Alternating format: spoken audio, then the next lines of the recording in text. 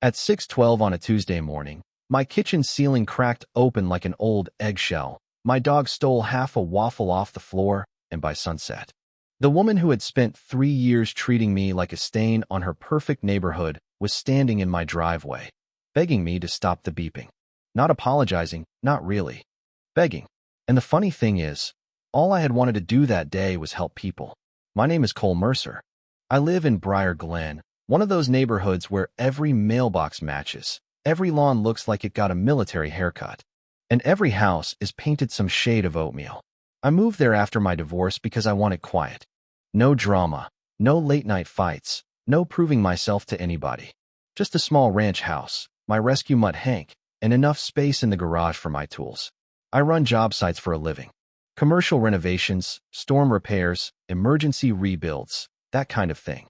So when the ground started rolling that morning, I knew pretty fast it was not a little tremor. The whole house groaned. Coffee mugs jumped out of the cabinet. A picture of my daughter slid off the wall and landed face down on the couch, which felt personal. Hank came sprinting into the kitchen with his ears flying sideways, saw a waffle on the floor, and immediately decided the apocalypse had benefits. Really? I said, grabbing the door frame while the refrigerator walked 2 inches across the tile. This is where your priorities are? The shaking stopped after maybe 20 seconds, but those 20 seconds had teeth. The kind that bite into your nerves and stay there. I checked the gas, checked the water heater, checked the foundation. My place was fine, mostly because I am the kind of boring man who spends Saturday mornings installing seismic straps instead of going fishing. But 5 blocks away, down by the Old Market District, it was ugly. Brick storefronts had collapsed into the street. Power lines were down. A daycare had evacuated into a parking lot. The fire station was overloaded. The church fellowship hall had become a shelter within an hour, and the local news was begging for bottled water, baby wipes, blankets, flashlights, pet food, anything people could spare. I stood in my garage looking at my shelves. Cases of water, contractor tarps, gloves, folding tables, 2 generators, a ridiculous amount of canned soup because I buy like the world is ending every time chili goes on sale. And I thought, well, I can either sit here feeling lucky, or I can be useful. So I dragged 3 folding tables into my driveway, taped handwritten signs to them, and made lanes with orange cones I had from work. Water and drinks, baby supplies, blankets and clothes, tools, batteries, flashlights. Then I posted in the neighborhood group. Temporary drop-off at 19, Juniper Court. Drive-through setup. Do not block the street. I will sort and deliver supplies to St. Luke's shelter. Bring what you can. No politics. No drama. Just help. I should have known that last part was tempting fate. The first car showed up 10 minutes later. Then another. Then 6 more. Mrs. Alvarez brought diapers and powdered formula. Old Mr. Webb came down the sidewalk with a flashlight in one hand and a single jar of peanut butter in the other, like he was delivering a royal treasure. It's unopened, he told me. Crunchy. The good kind. Sir, I said, taking it with both hands. This may save civilization. He nodded like I had understood the gravity of the moment. By noon, the driveway was humming. People I had barely spoken to were unloading supplies, taping boxes, checking expiration dates. My neighbor Nate rolled his smoker out and started making sandwiches for volunteers because, as he put it, if the earth is going to act stupid, we might as well eat. For the first time since I moved to Briar Glen, I felt like I lived in a neighborhood, not a brochure. And then I saw the golf cart. White roof, beige body, tiny HOA flag clipped to the side like it was patrolling a country club war zone. Behind the wheel was Denise Palmer, president of the Briar Glen Residential Association. Denise was the kind of woman who could make a cardigan look like a court summons. Silver bob haircut, narrow sunglasses, lips pressed together like she was permanently smelling spoiled milk. She had fined me once because my trash bin was visible from the street at 8:04 p.m. on pickup day. She had sent a warning letter about Hank's excessive outdoor barking, even though Hank was asleep in the bathtub during the alleged incident. She slowed in front of my house. I gave her a little wave. She did not wave back. Nate, standing beside me with a tray of sandwiches, muttered, "That woman looks like she alphabetizes her grudges." She laminated them, I said. An hour later, a white envelope appeared under my windshield wiper. Not handed to me. not disgust. Placed there like a parking ticket from the kingdom of petty. It was an official violation notice. Temporary charitable operations are prohibited on residential lots. Unauthorized signage, traffic cones, folding tables, and bulk goods storage violate the visual harmony standards of Briar Glen. Resident must cease activity immediately or face fines and further enforcement. Visual harmony. I looked at the cases of water. I looked at the diapers. I looked at a little girl sitting on the curb drawing hearts on cardboard boxes, so scared kids at the shelter might smile. Then I looked back at the letter. Visual harmony, I said out loud. Right? Because dehydration really clashes with the landscaping. Nate read it and laughed once, but there was no humor in it. You gonna stop? I crumpled the notice in my fist. Not today. That was my mistake. I thought Denise was irritating. I had not yet understood that irritating people become dangerous when they believe rules are a moral calling. At 4:40 p.m., we had loaded most of the donations into a church van. The driver was ready to leave for St. Luke's. Everybody was tired, sweaty, and weirdly happy. Then Denise marched up the street with a binder tucked against her chest. Not walked, marched.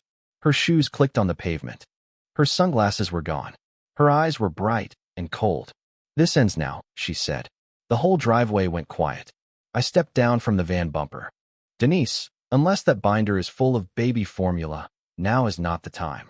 She lifted her chin. You are operating an unapproved relief station on private residential property. You have created traffic disruption, visual nuisance, and potential liability exposure for this association. People lost their homes this morning. And I am sympathetic, she said, in a tone that had never met sympathy in its life. But rules do not disappear during inconvenience. I felt something inside me tighten. Inconvenience? I said. There are families sleeping on gym mats tonight. She snapped the binder open. Section 8. 3. No resident may conduct charitable, commercial, or organizational distribution without board approval. Section 12. 1. Temporary structures visible from the street must be removed within 2 hours. They are folding tables. They are temporary structures. Nate stepped forward. Lady, it's water and diapers. Denise pointed at him without looking away from me. This is not your property. No, I said quietly. It's mine. And you agreed to the covenants when you purchased it. That is when the police cruiser turned the corner. 2 officers got out, both looking like they had already had 10 versions of this day. Denise rushed to them with her binder open, talking fast, using phrases like violation, liability, public obstruction. I explained calmly. Relief supplies. Earthquake. Temporary setup. No money. No business. One officer looked over my shoulder at the boxes and sighed. Sir, he said, and I could tell he hated every word before he said it. We are not here to judge the morality of it. But the sidewalk needs to stay clear, and if the HOA wants to pursue the covenant issue, that's civil. To keep the peace, we are going to ask you to shut this down for now. For now, Denise repeated, like she had won a trophy. I stared at her, and I saw it then. Not concern, not duty, pleasure. She enjoyed this. She had looked at neighbors helping neighbors and seen only mess. She had looked at people in need and chosen the rulebook. The church van left half full. Volunteers packed up in silence. Mrs. Alvarez wiped her eyes. Mr. Webb took his peanut butter back because there was nowhere to put it, and for some reason, that one hurt the most. Denise stood at the curb with her binder held against her chest. Thank you for understanding, she said. I looked at her for a long second. Then I smiled. Because I had read the covenants too. Not because I respected them. Because men like me survive people like Denise by knowing exactly where the fences are. You're right, I said. I do need to follow the rules. Her smile flickered. Good. I'll make some changes. And I went into my garage. The first call was to my buddy Reggie, who owns a mobile disaster restoration company. Big trucks, drying fans, temporary fencing, light towers, the whole circus. Reggie, I said, how many pieces of emergency mitigation equipment can you get to Juniper Court in 20 minutes? He laughed. Depends. Legal or funny? Both. The second call was to my permit runner, Tasha, who can navigate city websites like she was born inside one. I need an emergency post-quake structural drying and foundation inspection permit, I told her. My crawl space may have moisture intrusion. Does it? Emotionally, yes. She paused. Cole, what are you doing? Home maintenance. The third call was to a traffic control company I use on commercial jobs.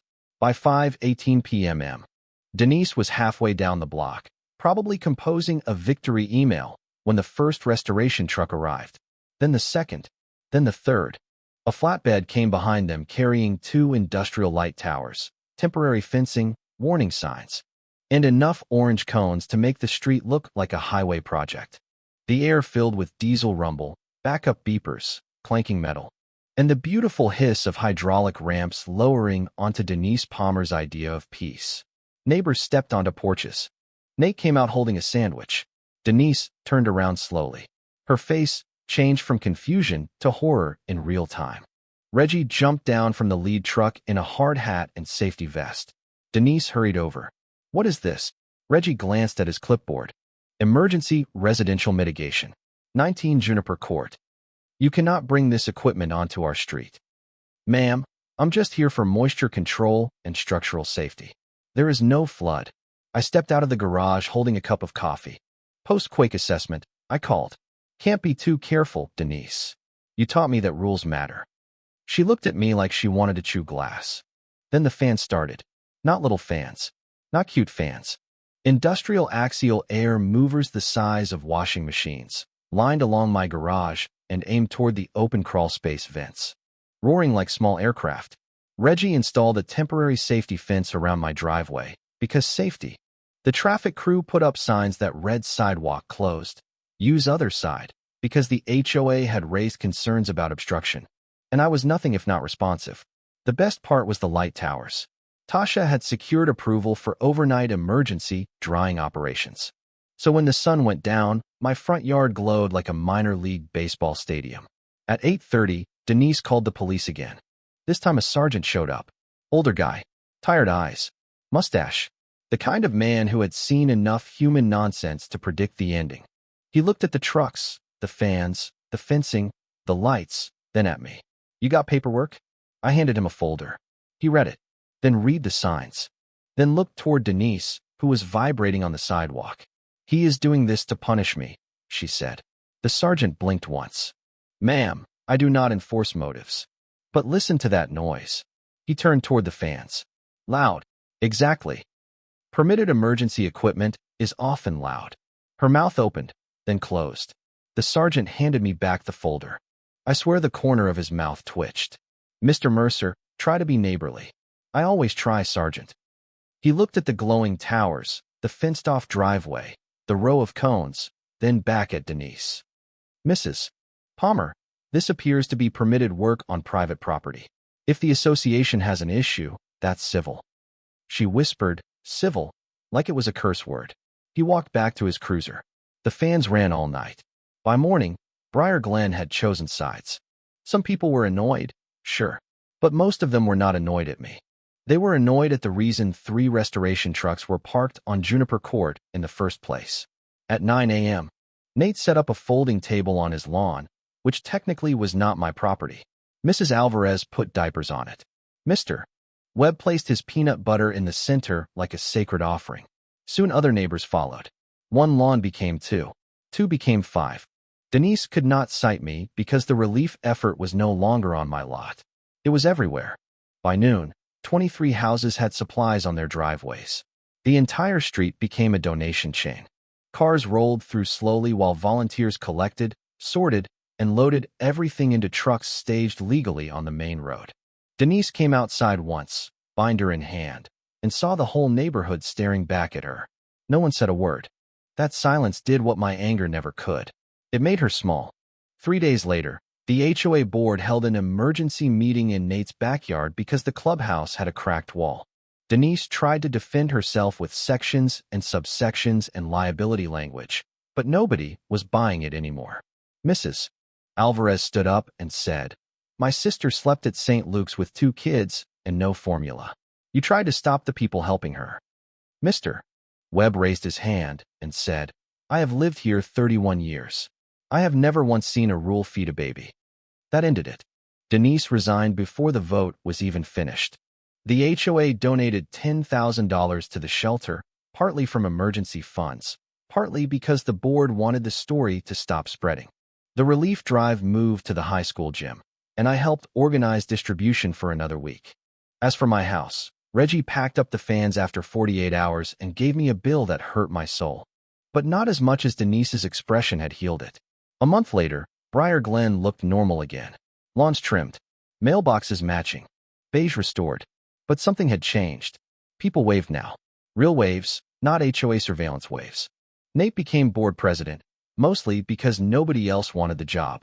His first proposal was called the Common Sense Emergency Rule, which basically said that during disasters, residents are allowed to help people without asking permission from someone with a binder.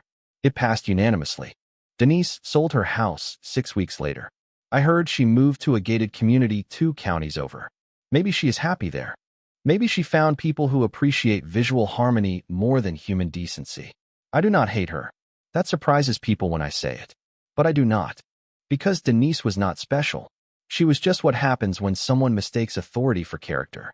She had a little power, and she used it the way small people often do, to make the world feel smaller than them. And maybe I was petty. Maybe I took it too far. Maybe those fans did not need to run all night. And maybe those light towers were brighter than necessary. But I keep thinking about Mr. Webb standing there with that jar of peanut butter in his hand, looking embarrassed because his small act of kindness had been treated like a violation. Some people only understand consequences when they arrive with backup alarms. So tell me, was I wrong? Was I a neighbor who went too far? Or was I just the first person in Briar Glen who finally pushed back hard enough to make the rulebook blink? Drop your answer in the comments. And while you're there, tell me about the Denise in your life, the person who hid behind policy, status, or a clipboard just to make someone else feel powerless.